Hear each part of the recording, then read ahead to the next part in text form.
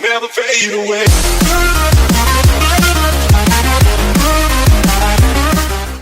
Welcome to the video, everyone. This is King Josh, and thank you guys for clicking onto the channel today. This is our very first 1v1 series, and this time I had a little bit of something. I won't call it a little bit though, but it is how to counter Katarina, or should I say, literally the best counter for Katarina. Why do I say GALIO is the best counter for Katarina? This 1v1 is going to prove all of that. Now, we all know Katarina is so OP, both laning phase and late game, especially late game. She just has this ability to get to everybody every time. So this whole thing is for early phase, and if you can actually gain advantage early phase of a game, I don't see how she becomes too powerful late game. So as a middle laner, your opportunity or your job here is to make Katarina tough. Don't let her take the minions. Basically, don't let her take the minions and just do what you have to do to make her underleveled with no gold and all of that. And basically what you have to do. This 1v1, also a style of a tutorial, is going to give you guys all of that information. By the way, this is the profile of the Katarina player I'm playing. He's a pretty good player with is it Emerald 3? His main champions are actually Fiora and Zyre. If you started playing Katarina, by the way, he's still really pretty good for an Emerald player or stroke Diamond player, because last season was a Diamond. Is at 50% win rate for over 62 matches, which is not bad for an Emerald player. I mean, you get to face pretty tough players and he goes solo most of the time. So I can guarantee he's a really good Katarina player. So this is the match, like I said. A lot of this is going to be just me farming and trying to get those skills, but the engagement part, I'm going to show you guys the basic things I did to counter off. Now, this one is not too much like, okay, this is the first I'm going to show you guys. So you can notice what I just did. Instantly, she got to me. What she does is, Katarina mechanics is as simple as possible. Before she can get those damage, she just has to get to you. Basically what Katarina is all about. She just has to get to you. So most times, don't overcommit, because you're going to run out of mana. And most times you have to go in there, right? Like, you just have to get there and make that attack, because it's gonna be valuable. Like I was about saying something. I said this 1v1 is a little bit not to my advantage with the fact that I don't have an ultimate. That's what GALIO is all about. No ultimate in a 1v1 phase. So GALIO is pretty much a support champion that can clearly go me. Now it is obvious that I just died, and you can see that. Don't get the wrong idea. What I was doing there was to show you guys that simple attraction. But from this match, I wanted to at least get enough gold and enough farm and deprive of a farm. That's why I refused to retreat, even though I ran out of mana and when she got to me. So that was clearly my bad. Now, this is funny because now she's at a gold advantage and I'm still going to dominate. Now, just watch. Now, when she gets to me, I use my second skill, I pull it to me, and I use my third skill.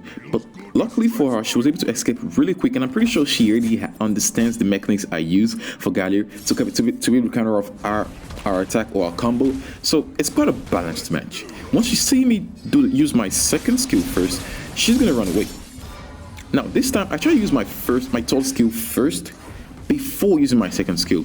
But I think that won't be a perfect match if you cannot predict where she's going to run to or where she's going to like zap away to. But if you can notice that Katarina's third skill goes to allies, goes to enemy, and goes to fruits, and I think, no, not words. Yeah, so predicting where she gets to after the first initial attack is quite not easy.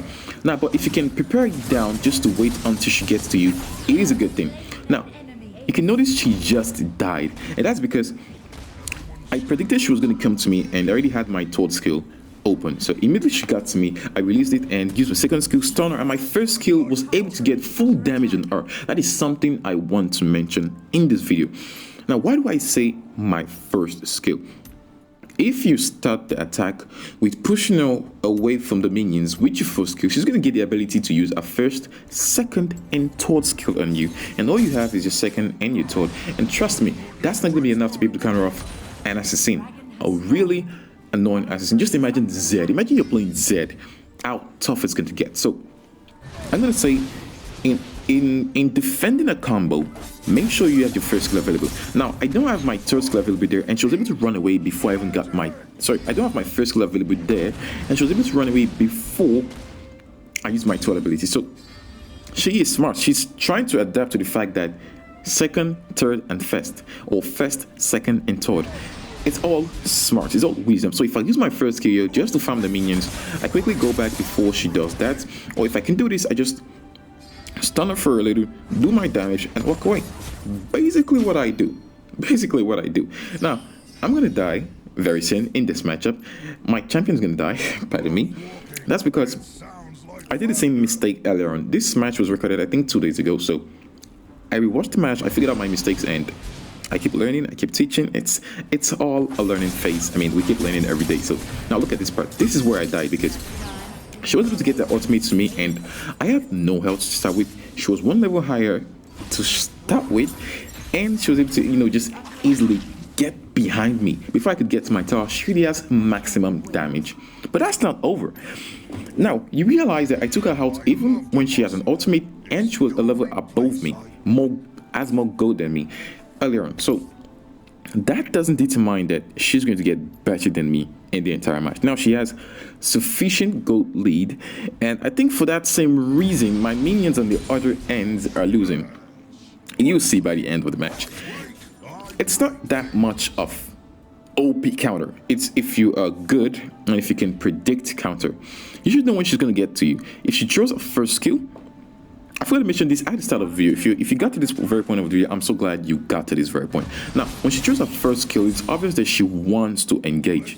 So when she throws her first kill, don't hold your second skill. Just be prepared to hold it down, because if you hold it, it's going to activate. And when you activate that, she's going to know that, okay, the initial stun is out. All I have to do is get that kill, basically. So now you can see I'm keeping my first kill and just waiting for her to engage.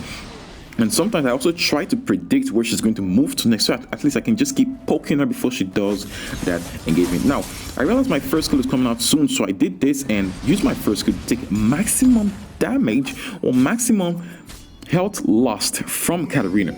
Now, I decided not to engage further because I don't have my flash. I have no idea if she has an ultimate, and I had no skill in hand. All I have to do is just punch after defending what's it called? A combo. Now you realize that I refuse to upgrade my ultimate. In a 1v1, that is the situation. But if you're playing in a team fight, you have to do that because you're gonna need to support most times probably the dragon fight, arrow fight, or even the scuttler fight.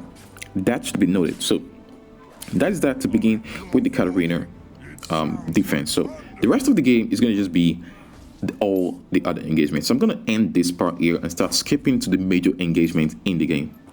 Now for the first engagement, or for the first fight, it's going to appear fast, so let's watch close. Now observe, she's the first kill, and then she missed that knife and just got close to me. She used that first knife to escape, but this time the route which she's following is quite far and close to me. So before I could, use my flash, and my first kill, she already used a flash and she got out. I don't want to rush. I don't want to get in just scared I kill because I know I'm going to die. And that is for the second one. She's going to use her first kill. Now she zaps to that first knife and she got away very quick. So she already knows that if she doesn't leave real quick, I'm going to use my third skill and make sure she doesn't leave. Now for this is the third engagement, the third fight, and this time I almost got her. Use my first, everything got to her. Oh my god, every plan got to her, but she just had that third skill and a minion was close by, so she was able to zap to a minion real quickly. Now I just kept poking, and if you notice, I already take one turret, and this is the second turret before the inhibitor turret, and it's already about to go down. So I kept poking her. She kept escaping with that third skill, third ability, and if you look closely, look at my turrets. So for some reason the minions keep destroying my minions, and now I've lost my inhibitor turret for top lane, and I think I'm gonna lose the one for the bottom lane real quick. So like I said, the gold difference in this 1v1 is to an advantage, but still I am dominating. But when you're playing a real match 5v5, I advise you, don't let her dominate, don't let her get that gold advantage, because it's a team fight. Late game, she's gonna start assassinating every other person. You're gonna be the last person she's gonna assassinate, or probably the team's gonna target you first because you're a tank and it's going to be really hard to defeat you. One thing she notices is Ultimate is quite powerless in this matchup, because now I'm level 15. Before you can actually get those much damage on me, it's going to take some while. Now I tried attacking her. She has no ability. I have no ability, so nobody could get any further. I tried using my first skill to predict, but I got a little damage. But I think that was a second skill, which increased her speed and just give her that chance to escape just for a moment there. So I kept on farming. I kept using my first skill, and that worked out fine. I got her fine, and yeah, this is where she died. That was for the second kill. But notice my Nexus is under attack. Nexus is under attack, and that's how I lost this match. Not because I died. I pushed Katarina to the wall, extreme wall. Okay, if we were to ignore the side turrets and face just the middle turret, it'll be a win for me, because I took 2 turrets and I'm heading to the Nexus. She's gonna try farming. I'm gonna keep farming and poking her and pushing her back and back, and eventually rather get those 5 kills. The format of this match, like I said from the start, or like I wrote from the start, I forgot to say that in the start, was first 5 kills or whose Nexus gets down. Now the match ended 2-2, but my Nexus went down because of the side lanes. But through the middle lane, I got 2 turrets. So I think this is enough proof why GALIO is the best counter for Katarina early game, and sometimes in late game if your team knows what they are doing. So that's going to be it for this video, guys. If you enjoyed the video, please leave a like, drop a comment, subscribe, and let me know what you guys think about this old tutorial. Thank you once more for watching. I'm going to see you guys next time on my next video. Peace out.